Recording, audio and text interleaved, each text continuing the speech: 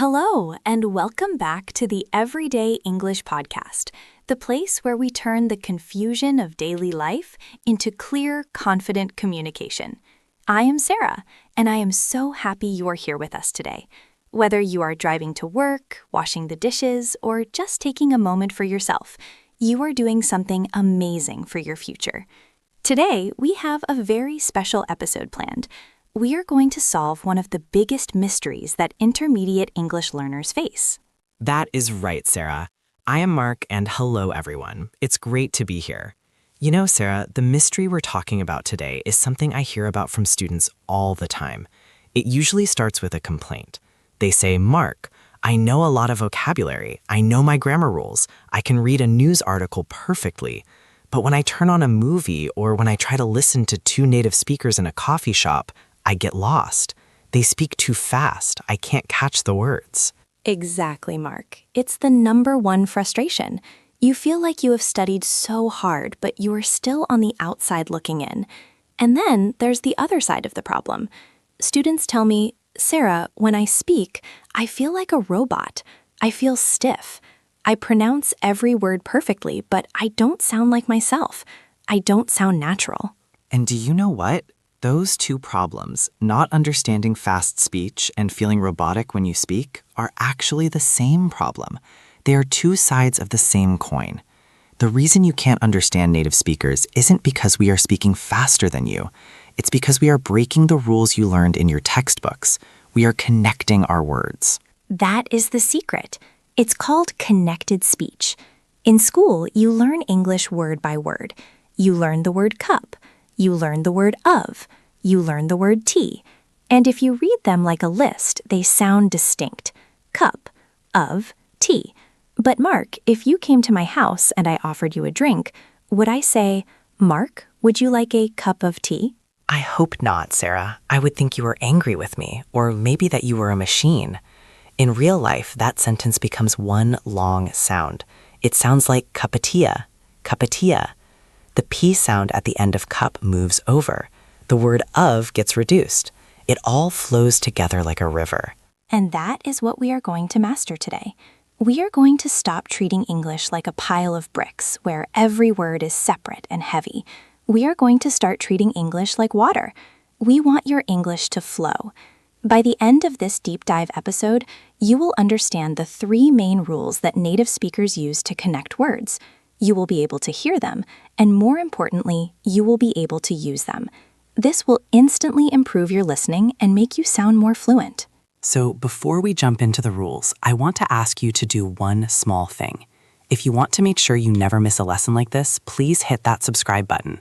We are building a community here of people who want real, practical English for their daily lives. Subscribing is the best way to make sure you get your daily practice. Now, Sarah, let's talk about why we do this. Why do English speakers mush their words together? Is it just laziness? That is a great question. A lot of learners think it's lazy or that it's slang, but it isn't. It's actually about efficiency. Your mouth is a machine and it wants to save energy. It's much harder to stop your voice, take a breath, and start the next word than it is to just keep the sound going. Connected speech is the natural result of your mouth trying to get from the beginning of a sentence to the end without stopping. It's about smoothness, not speed. I love that. It's about smoothness, not speed. So let's look at the first major way we create this smoothness. This is rule number 1, and it is the most common one. It's called consonant to vowel linking. This is the foundation. Here's how it works. When a word ends with a consonant sound, like the letter T, D, S, M, or N, and the very next word starts with a vowel sound, like A, E, I, O, U, we do not separate them. Instead, we take that final consonant from the first word and we attach it to the front of the second word. Let's visualize that. Imagine the phrase turn off, T-U-R-N-O-F-F. The first word turn ends with an N sound, N. The second word off starts with an O sound, off.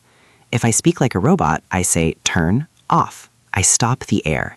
But in connected speech, I take that N and I move it. It sounds like I'm saying turn off, turn off. Hear that difference? Listen closely. Robot mode, turn off. Fluent mode, turn off, turn off. It sounds like one word. Let's try another common one. Think about waking up in the morning. The phrasal verb is wake up. Wake ends with a K sound. Up starts with a vowel.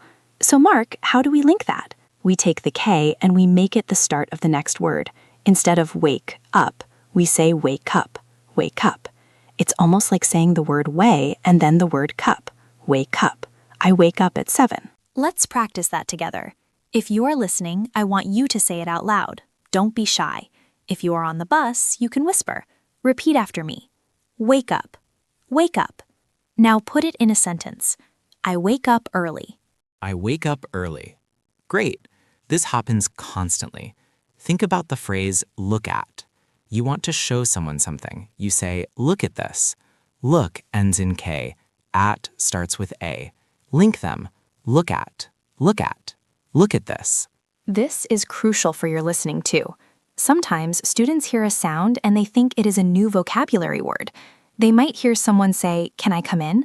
And they hear the word min, M-I-N, and they think, what is a min? But what they are actually hearing is the M from come connecting to the I in. Come in, come in. That is such a good point, Sarah. Your brain is searching for a word that doesn't exist, simply because the boundaries have moved. Let's try a slightly longer one. Think about the phrase clean up. You have a mess. You need to clean up. Clean ends with N. Up starts with U. Move the N. Clean up. Clean up. It sounds so much friendlier, doesn't it? If you say clean up, it sounds like a military order. It sounds harsh, but clean up sounds gentle. It flows.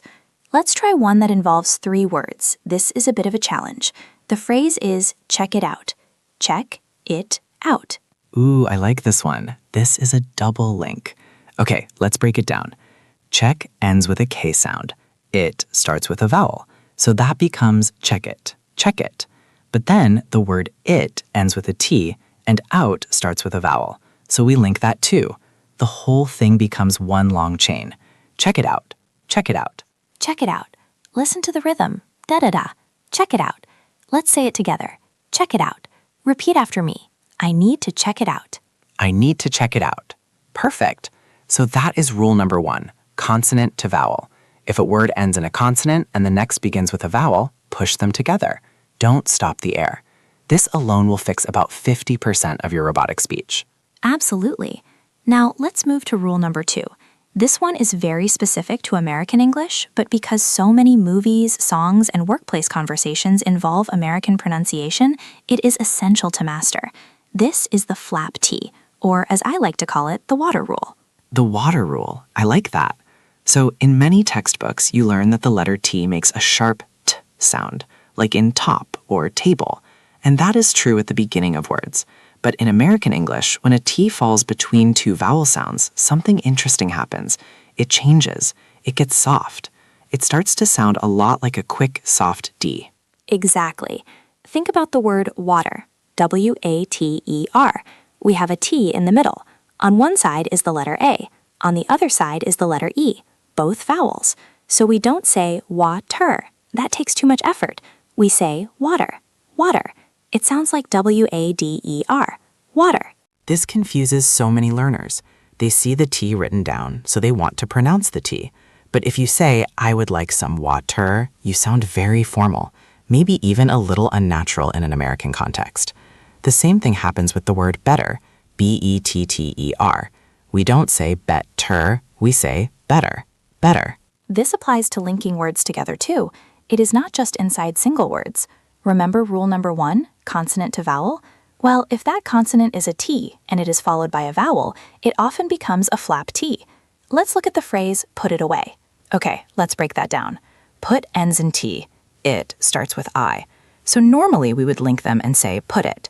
But because that T is now between the U and put and the I in it changes.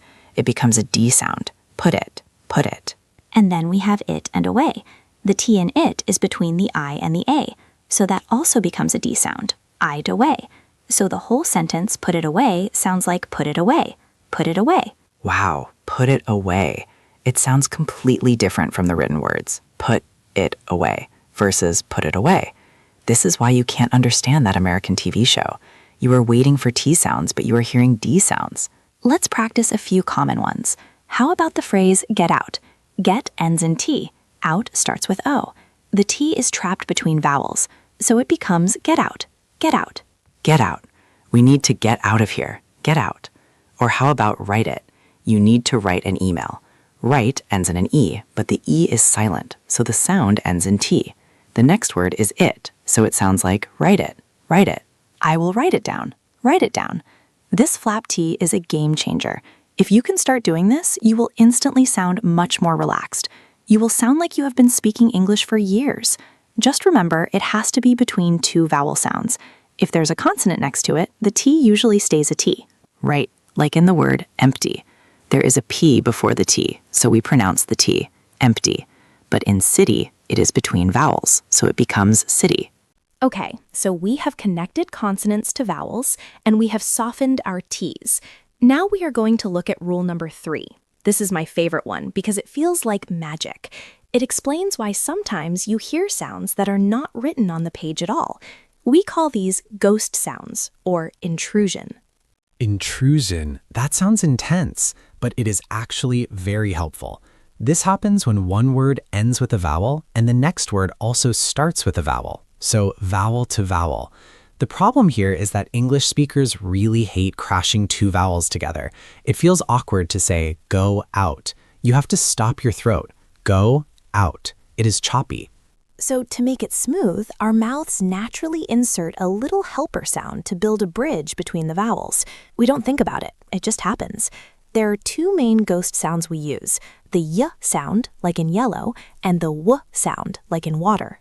Let's look at the y bridge first. We use this when the first word ends in a smiling vowel sound, like E or A or I. When your mouth is wide like you are smiling and you need to get to the next vowel, your mouth naturally makes a y sound. For example, take the phrase I am. I ends in a smiling sound. I, E, E, E. Am starts with A. To connect them smoothly, we say I am, I am. Do you hear that little y in the middle? I am happy. It is subtle, but it is there. If you try to say I am without the y, it sounds jerky. I am. But with the y, it flows. I am. Another common one is see it. See ends in E. It starts with I. Connect them with a y. See it. See it. Can you see it? Or pay up. Pay ends in A. Up starts with U. Pay up. Pay up. It makes the transition effortless. So that is the y sound. Now, what about the w sound? When do we use that bridge? We use the w bridge when the first word ends in a rounding vowel sound, like oo or o. When your lips are round like you are going to kiss someone, the natural sound to move to the next vowel is w.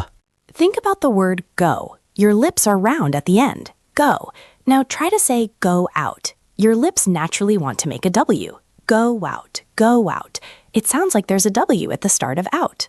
Go out. Exactly. Or do it. Do ends in oo, so we say do it. Do it. Can you do it? It sounds like do it. This is really important for listening because sometimes people hear do it and they think, what is a wit? But it's just the ghost work connecting do and it. Let's try one more. You are. U ends in oo. R starts with A. You wear. You wear beautiful. You wear beautiful. That is a great example. So if your lips are wide, use a y. If your lips are round, use a W. It is simple mechanics. Your mouth wants to take the easiest path. So we have covered 3 massive concepts: consonant to vowel linking, the flap T, and ghost sounds. Now I want to put this into practice. We are going to simulate a very normal, everyday conversation.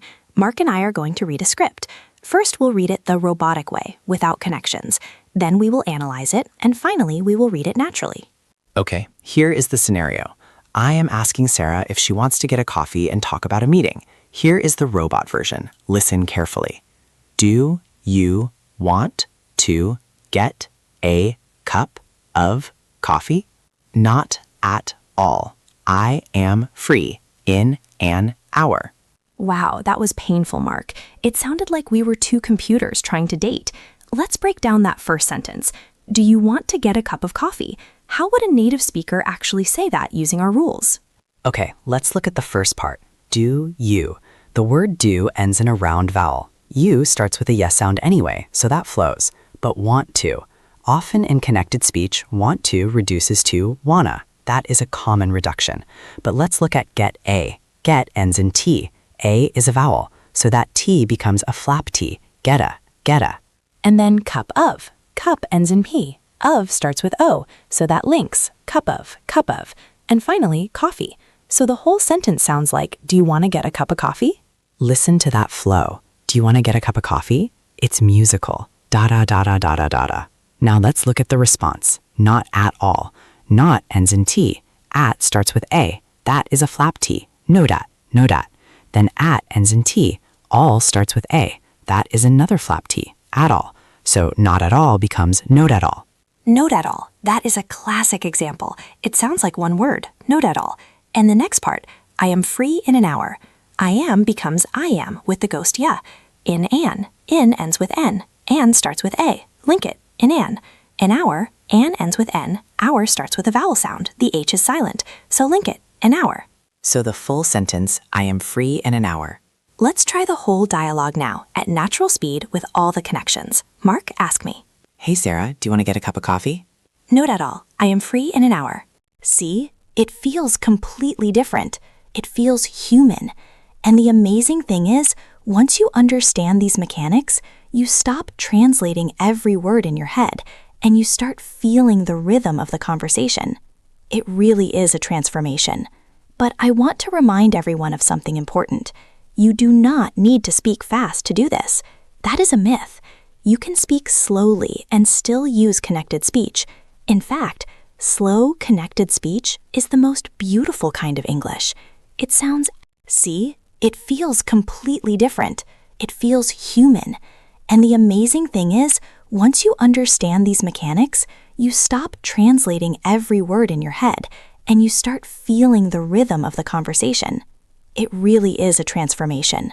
But I want to remind everyone of something important. You do not need to speak fast to do this. That is a myth. You can speak slowly and still use connected speech. In fact, slow, connected speech is the most beautiful kind of English. It sounds elegant and controlled. If you try to speak too fast, you will just stumble. Focus on the links, not the speed. That is such good advice. Focus on the links. Connect the end of one word to the beginning of the next. Don't let the air stop. Now, we have covered a lot of theory today, and theory is great, but practice is what builds fluency. So I want to give you a specific challenge. We call this the pencil challenge. This is something you can do at home, completely for free, and it will change how you see English text. I love the pencil challenge. Here is how it works. I want you to find a short text. It could be a transcript of this podcast episode, or a scene from a movie, or even just a paragraph from a book. Print it out or write it down on a piece of paper. Then take a pencil. I want you to read through the text slowly. Every time you see a word that ends in a consonant and the next word starts with a vowel, draw a little loop connecting them. Physically draw a line from the last letter to the first letter. Then look for any T's between vowels. Circle them and write a little D above them to remind you to make it a soft flap T. And finally, look for any vowel-to-vowel connections. If you see go out, write a little W between them. If you see it, write a little Y. Once you have marked up your text, read it out loud. But here is the trick. Ignore the spaces between the words. Follow your pencil marks. Read the links. Read turn off instead of turn off. Read no at all instead of not at all. Do this 5 times. By the 5th time, you will notice something incredible. Your mouth will feel different. It will feel relaxed. You won't be fighting the language anymore. You will be dancing with it. That is the feeling of fluency. And if you do this for just 5 minutes a day for 1 week, your listening skills will skyrocket. Because once your mouth knows how to make the sounds, your ears will automatically recognize them when you hear others speak. It is true. We often say, if you can pronounce it, you can hear it. So use your speaking practice to unlock your listening comprehension. We have covered so much ground today. We talked about how efficiency drives connected speech. We learned to link consonants to vowels like in wake up. We learned to turn our T's into D's like in water and get out. And we learned to use ghost sounds to bridge vowels, like in do it and see it. If you found this helpful, imagine what daily practice could do for you. We design every episode of the Everyday English podcast to be just like this: practical, clear, and immediately useful.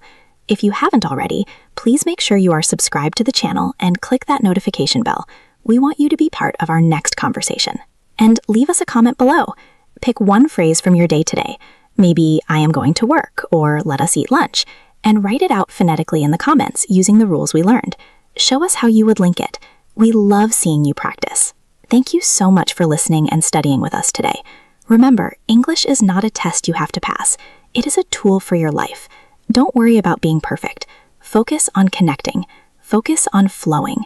Have a wonderful day, everyone. Keep practicing, stay curious, and we will talk to you in the next episode. Bye for now.